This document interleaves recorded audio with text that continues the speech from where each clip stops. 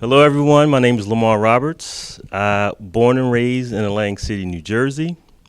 I'm one of the original residents that was here before the casinos were ever built, where fun was truly on the boardwalk, uptown, Chicken Bone Beach, where we had true fun before the casinos uh, became into life itself. What I have here sitting next to me is art, a piece of art that I created, in which art brings me happiness. I've been drawing since the age of 10 that I can remember, where I used to create my own coloring books and sell them to my classmates for a quarter. Um, because I know if I can get at least $2, I can get to the candy store and get at least 2 bags of candy. So I used to create little small coloring books for a quarter. Um, at the age of 12, I entered a drawing contest that was in a comic book. And I don't know if any of you ever may remember this, but it was a picture that said, if you can draw Tippy, you could win a expense paid trip to Florida, Walt Disney in Florida. Well, Tippy was a turtle. And when I saw this in the book, I said to my mom, I'm going to enter this contest. I'm going to win. She's like, yeah, okay, whatever, go ahead. Well, I drew Tippy the turtle, sent it off, got a response back that I had won this contest. I was excited to get down to Disney. Well, mom and dad wasn't excited as I was. So when the time came to prepare, we can't go to Florida. We can't share this happiness with you with Tippy the turtle. So we have to pass on that. So that happiness for the moment disappeared because I was gun-ho in getting to Florida. But it didn't stop me from drawing. I continued to draw, color, and started to paint as I got a little bit older. This piece here, I call it Tapia Souls. This was a tribute to my mother. My mother passed 2000, oh my gosh, 2021, somewhere around there. I could be wrong, but she passed away, and she was a big music fanatic. She loved music. She sang. She sang in Club Harlem when we were young. Um, she had a small group. It didn't last long that I can remember as a child, but she had a small group. They had a record that was out circulating in Atlantic City. So music has always been a part of my happiness because it related to mom. My dad was a big music buff, straight out of New York, Harlem, New York. Every Saturday he would play his music 8:30 in the morning to wake us up to start chores. He didn't care how late we were up. 8:30, the needle went down, the music was blasting, and that was our clue. All right, it's time to get up, we got chores to do. But he was a big fanatic of music itself. So weekends was something that he looked forward to because he got to enjoy himself in his music. Through his big console, lifting up the lid, putting the needle down, putting a couple quarters to hold that needle down on the record. So he truly enjoyed that. So with that, I lost my mom and my dad. I lost my dad first, and then my mom followed 2 to 3 years after. So in creating this piece, I call it Tapia Souls, which is a combination of my father's first name is Tony, my mother's known as Peaches. So I took the T-O and the P-E-A, put them together as Tapia Souls. So this is their souls in the painting. I imagine my mother in Club Harlem, singing, playing the instrument.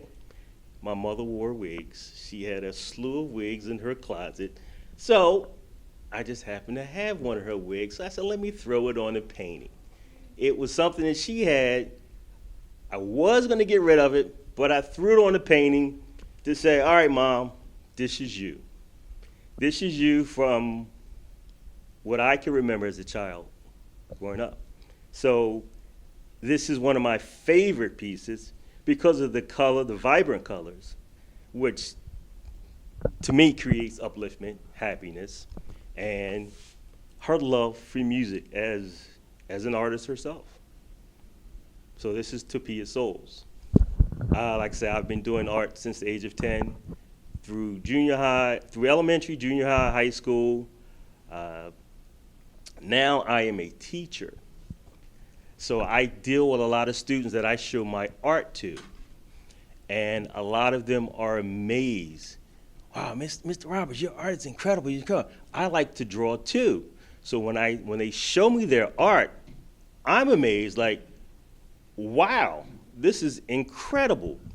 What are you doing with it? Nothing, not doing nothing. My parents say I can't draw. I got to get an education. I can't do this. I can't do that. So what I do, I use my art as inspiration to help them find their path with their art. I have a very big, well, 6th, 7th, and 8th grade is what I teach. So I have a large group of kids that I've been trying to collect art to collaborate with Raymond to have their own little art gallery that they could bring their parents to so that they can see how talented their children really are. That it doesn't have to be sports, doesn't have to be basketball, football, track, whatever it is, that art is something that they can benefit from. So, as I said before, it's a happiness for me personally, and it's a happiness for me to share with my peers and my students. That's amazing. Can you talk to us? Yeah, I know you talked to about the fact that your students are involved with art, and sometimes their parents look at it and say, "Well, you can't really draw or whatever." Can you talk to us, and I'll talk to other artists who are here about the importance of finding joy in the creation of the thing and in the process of making the art rather than just judging the content of the finished piece? Well, art is an expression. It is an expression of you on what you see and how you see it. It took me years to understand art because growing up, to me, art had to be defined. It had to be picture perfect. It had to have definition. It had to have something visible. It had to be something that, if it related to me, it has to relate to you, you. It had to be something that everyone related to. So it took me years to understand that, I'm sorry, if someone drew this piece of paper as art and said, this is my piece, that is something that I don't laugh at. I embrace it and understand that they were in a place where something helped them create that. And that's part of their artistic ability and mindset that I can't judge. So it took me years to understand it. In years. So as I come to understand that, so now when I look at a child's piece of art, I don't snicker, I don't laugh, I don't, oh my God, look at this thing. I don't judge them. I welcome it and say, you need to pursue it. Because I can take you to the Philadelphia Museum of Art and show you a 36 by 72 canvas that has one dot that's worth $37 million. And you say, well, how is a dot worth $37 million? Because it's worth $37 million to one person. So your art is going to be relatable to at least one person. That's not including yourself. So I help them pursue that despite the snickering, the laughing, the embarrassment, the shame that 10 people can identify. You know, you put 5 swashes of color on it, it's a piece of art. We call it abstract. Now, you can look at abstract and say, oh yeah, that's exactly what it is. It's a hot mess. But abstract art is something that's really creative, and it takes a lot to create it. It takes a lot from within to create it because it's your feeling, it's your expression, it's your pain, it's your happiness, it's your joy.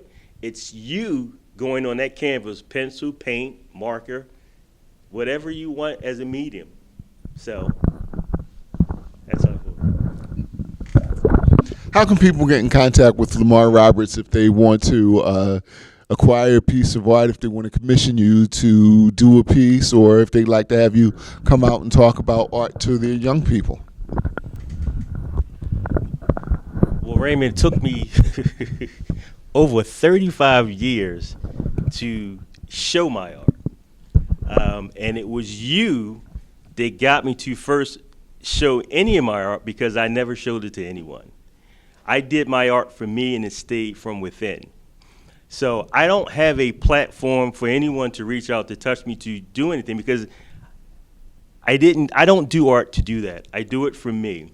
But I can certainly help, advise, or do anything. I love helping the students do whatever they want to do with art. But I'm just getting used to me showing what I do because I had a complex because I didn't know who would be acceptive to mine. So now I'm starting just to get used to it. So I'm taking it my baby steps, step by step. Thank you so much.